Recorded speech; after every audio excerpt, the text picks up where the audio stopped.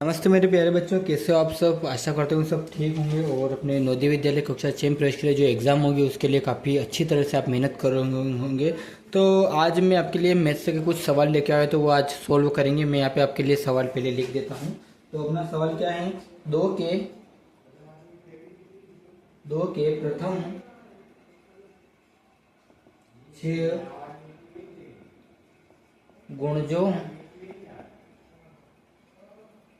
का औसत है, का औसत है। क्योंकि बच्चों समय कम रह गया तो इसको जल्द से जल्द अपन अधिक से अधिक सवाल करेंगे, क्योंकि क्या है समय अपने पास कम है। तो उसने क्या पूछा, 2 के प्रथम 6 गुणजों का औसत है। देखो यहाँ पे क्या पूछा उसने, 2 के प्रथम 6। तो मैं यहाँ पे आपको बता दूंगा। उससे पहले मैं आपके यहाँ पे आंसर लिख देता हूँ। आंसर किस प्रकार है अपने, देखो अपने 4 आंसर होते हैं जो कि आपके आएंगे। और पेपर का फ्रंट पेज कुछ इस तरह का रहेगा, देख लेना। पेपर का जो फ्रंट पेज है वो कुछ इस प्रकार का रहेगा, तो आप देख लेना।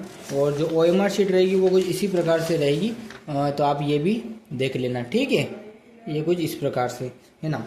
तो इसमें क्या करना है वो सब मैं आपको बता दूंगा। देखो इसमें जो अपना पेपर जैसे प्रश्न क्रमांक फर्स्ट देखते हैं, इसमें ABCD 4 ऑप्शन है। तो चारों ऑप्शन में से अपना एक सही रहेगा, तो वो किस प्रकार से अपना रहेगा वो अपन यहाँ पे बताएंगे, ठीक है। तो उससे पहले मैं आपके लिए यहाँ पे लिख देता हूँ जो आंसर है।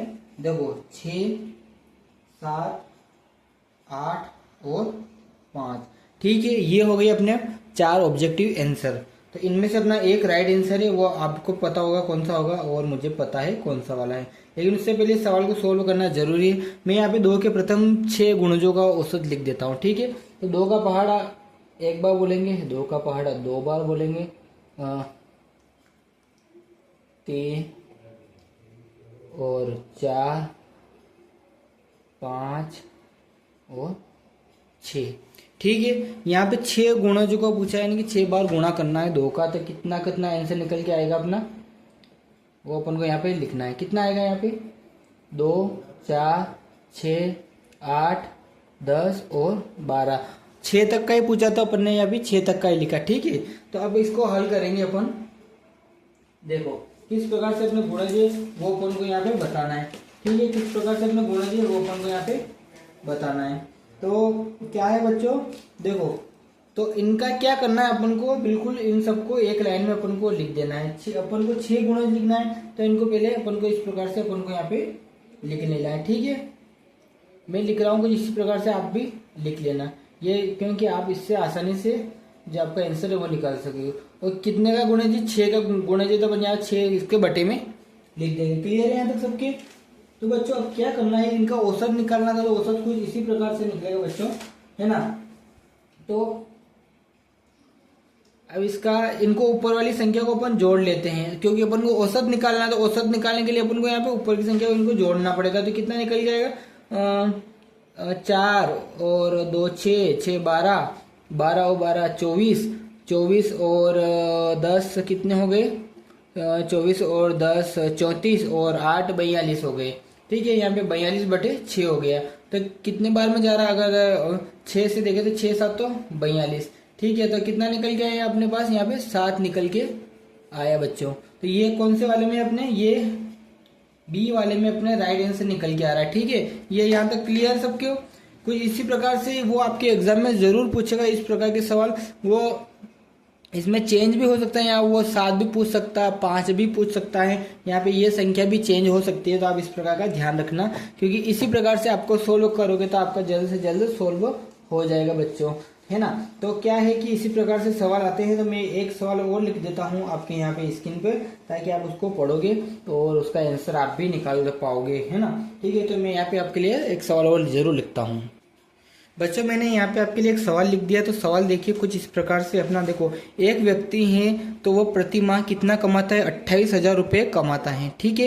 एक व्यक्ति है जो कि प्रति माह कितना कमाता है, 28,000 रुपये कमाता है। तो अब उसने क्या पूछा है कि प्रतिदिन अगर वो 600 रुपये खर्च करता है तो उसकी मासिक बचत क्या होगी, ठीक है। तो मैं यहाँ आपके लिए ऑप्शन लिख देता हूँ, क्योंकि ऑप्शन लिखना जरूरी है। क्योंकि बच्चों आपको इससे क्या होगा, आपको इससे जल्दी समझ में आ जाएगा कि आंसर किस प्रकार से इसका होगा।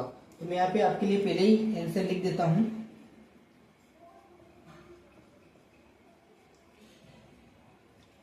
इससे आपको क्या होगा, ये एक अंदाज हो जाएगा कि हाँ कि ऐसी ऐसी बचत हो सकती है। ठीक है, मैंने आपके लिए यहाँ पे ये बचत और यहाँ पे जो ऑब्जेक्टिव आंसर है वो कुछ इस प्रकार से मैंने लिख दिया है। अब इनमें से अपना एक राइट आंसर है। ठीक है बच्चों, अब इनमें से अपना एक राइट आंसर है, क्या वो प्रतिदिन 9,000 बचाता है, क्या वो प्रतिदिन यहाँ पे 10,000 बचाता है, क्या वो प्रतिदिन यहाँ पे 8,000 बचाता है, या प्रतिदिन यहाँ पे वो 6,000 रुपये बचाता है। तो वो कितने रुपये बचा रहा है वो अपन को यहाँ पे निकालना है। ठीक है, तो यहाँ पे मैं हल लिख देता हूँ क्योंकि आंसर है वो कुछ इसी प्रकार से निकलेगा। तो मैं यहाँ पे हल लिख देता हूँ बच्चों आपके लिए। तो अपन को क्या पता है, देखो पहली बात तो अपन को ये पता है कि वो एक माह में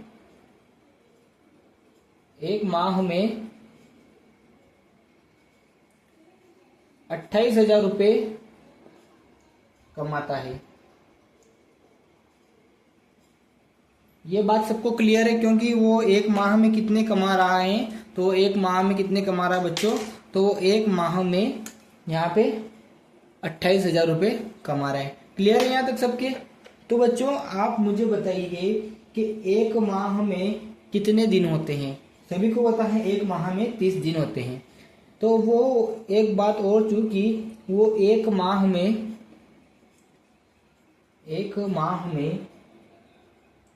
30 दिन होते हैं, तो वो एक दिन का कितना खर्च कर रहा है। एक माह में 30 दिन होते तो एक दिन का कितना खर्च कर रहा है, एक दिन में वे है ना वो 600 रुपये खर्च करता है। ठीक है, वो एक माह में 600 रुपये खर्च करता है। यहाँ तक सबके क्लियर है? तो अब अपन को बात ये समझ में आ रही कि एक माह में कितने दिन होते हैं। एक माह में 30 दिन होते हैं। 30 दिन होते हैं, यहाँ तक सबको क्लियर है? 30 दिन होते हैं, तो वो 30 दिन में कितने रुपए कमा रहा है, यहाँ पे वो 28,000 रुपये कमा रहा है। क्लियर है यहाँ तक सबके? वो 30 दिन में 28,000 रुपये कमा रहा है। यानी कि अगर बात इस प्रकार करे कि अगर वो 30 दिन होते हैं तो वो एक दिन का कितना खर्च कर रहा है, 600 रुपये, है ना। तो एक महीने का कितना खर्च करेगा, तो अगर इसका इसमें अगर गुणा करेंगे तो कितना निकल के आ रहा है यहाँ पे 18,000। क्लियर है यहाँ तक सबके? तो अब उसने ये पूछा है कि मासिक बचत कितनी है। तो ठीक है भाई, अपन को पता है कि अपन को यहाँ पे बचत निकालनी है कि वो कितना बचा रहा है। तो उसके लिए अपन क्या करेंगे, यहाँ पे देखो मासिक आय बराबर क्या करेंगे, मासिक आय बराबर जो उसकी कुल आय हो रही है उसमें से जो खर्च कर रहा है वो यहाँ पे घटा देंगे। ठीक है, क्लियर है यहाँ तक सबके? जो वो मासिक आय कितनी है अपने 28,000 है, तो यहाँ पे 28,000 माइनस कितने खर्च कर रहा है, यहाँ पे वो 18,000 खर्च कर रहा है। क्लियर है यहाँ तक सबके? देखो वो अपन ने यहाँ पे निकाल लिया है कि एक माह में 30 दिन होते हैं, तो वो एक दिन का अगर 600 रुपये खर्च कर रहा है, तो यहाँ पे 600 में अगर हम 30 का अगर गुणा कर देंगे, है ना, 30 का अगर हम यहाँ पे गुणा कर देंगे तो कितना निकल के आ रहा है यहाँ पे अपने पास। अगर इसको देख लेते हैं, घटा लेते हैं, तो यहाँ पे 10,000 रुपये वो महीने के बचा रहा है ना। उसकी जो बचत है वो कितनी निकल के आ रही है, 10,000, जो कि आपके ऑप्शन नंबर बी में है। देखिए आप यहाँ पे जो ऑप्शन नंबर आपके बी में है, बिल्कुल ये राइट आंसर है अपना। कौन सा वाला, जो 10,000 है ये उसका अपना राइट आंसर है, क्योंकि वो महीने के 10,000 रुपये बचा रहा है और उसका कुल खर्च कितना हो रहा है, 18,000 रुपये उसका खर्च हो रहा है। तो बच्चों कुछ इसी प्रकार से ये अपना सवाल था, तो आपने देखा ही होगा कुछ इस प्रकार से। अगर आपको जल्दी समझ में आ रहा है तो आप जो इसकी स्पीड है वो भी बढ़ा सकते हैं। अगर नहीं समझ में आ रहा तो स्पीड ऐसे ही नॉर्मल रखिएगा ताकि आपको आसानी से समझ जाओगे। ठीक है, यहाँ तक बच्चों अपने 2 सवाल क्लियर हो गए। तो उसके बाद अपन तीसरा सवाल की ओर जाते हैं। अपना तीसरा सवाल किस प्रकार से है वो अपन यहाँ पे देख लेते हैं। देखो है ना बच्चों, अब अपने पास एक सवाल और आ गया, तो अपन सवाल को देख लेते हैं। सवाल किस प्रकार है अपना, ठीक है। तो अपना सवाल क्या है वो मैं यहाँ पे लिख देता हूँ आपके लिए, है ना।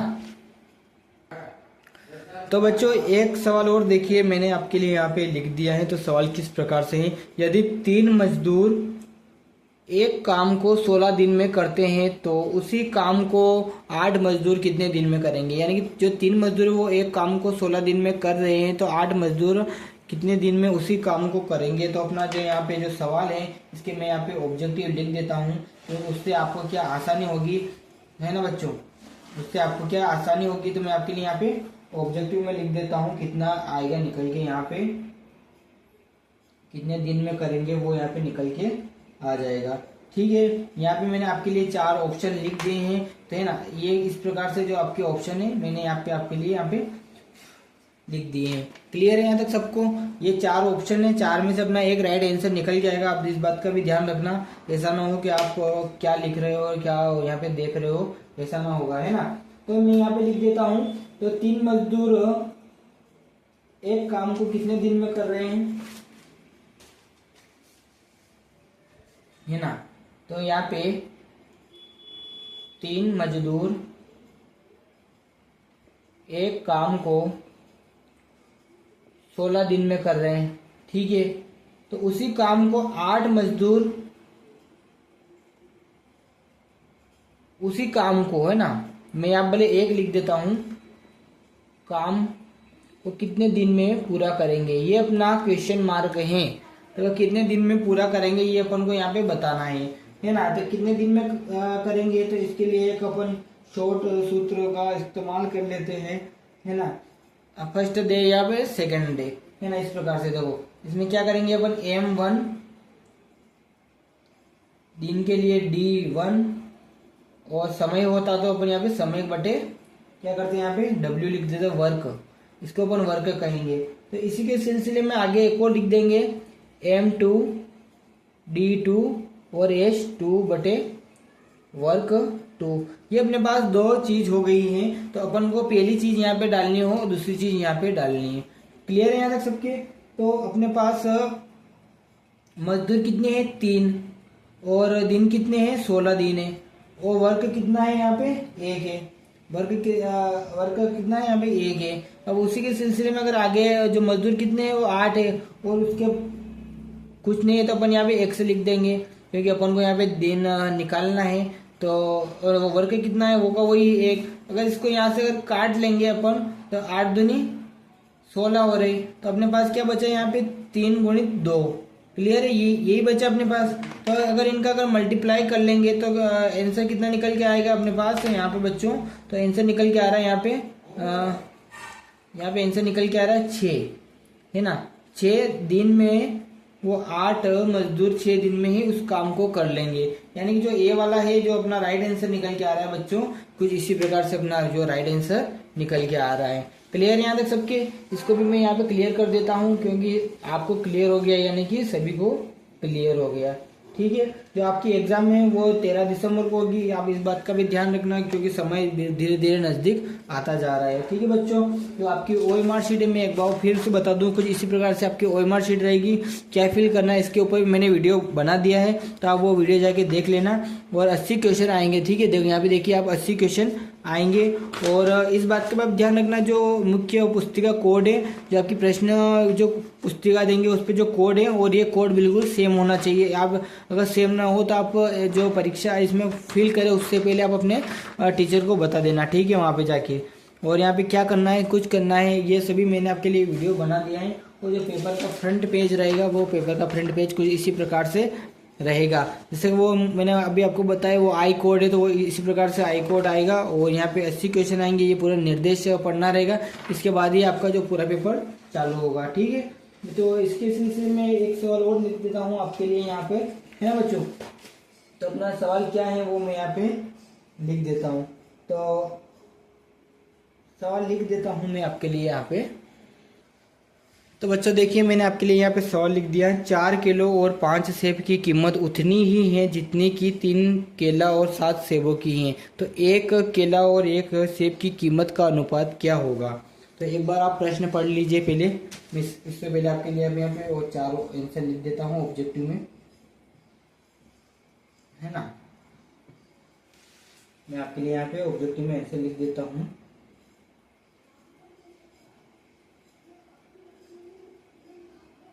आप प्रश्न पढ़िए कि 4 केला और 5 सेबों का अनुपात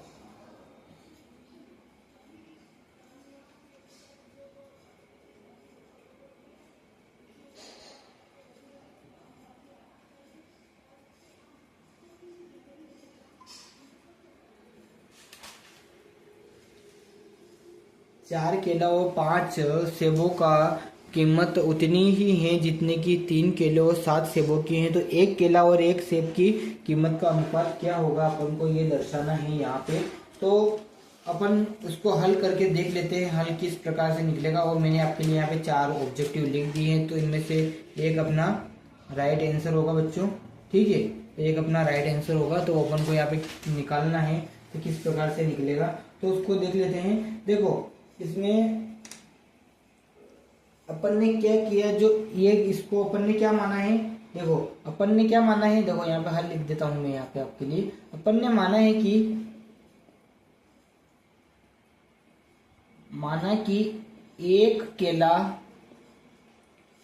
और एक सेब, ठीक है, एक केला और एक सेब की कीमत क्रमशः X रुपये व Y रुपये हैं, ठीक है। अपन ने ये मान लिया ये Y है बच्चों, ध्यान रखना ये Y है अपना। तो अपन ने क्या माना है, एक केला और एक सेब की कीमत क्रमशः X रुपये और Y रुपये है। तो अपन क्या करेंगे, अब यहाँ पे देखो, तो अपने पास केले कितने हैं, 4 केले यानी कि 4x धन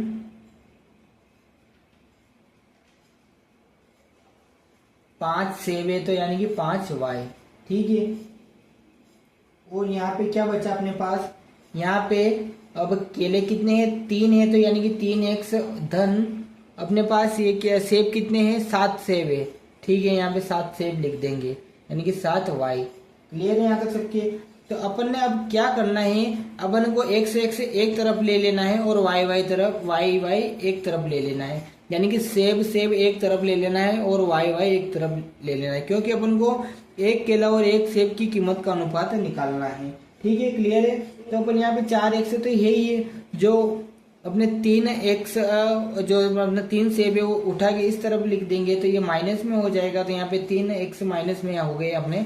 और जो y यहाँ पे क्या बचा था अपने पास, यहाँ पे ये 7y बचा है यानी कि 7 केले बचे हैं, तो ये प्लस वाला उठा के अगर इस साइड में रख देंगे तो ये माइनस का हो जाएगा, यानी कि 5y माइनस के हो गए, ठीक है। तो ये हो गया अपना अनुपात, ठीक है बच्चों। तो अब क्या करना है, अपन को यहाँ पे इसको निकाल लेना है। तो अब क्या करेंगे, अब इनको घटा लेंगे। तो यहाँ पे तो मतलब 4x माइनस अगर 1 बचा तो यहाँ पे 1x ही बचेगा, ठीक है। यहाँ पे अगर 1 लिखे या नहीं लिखे तो इसका मान 1 ही रहेगा।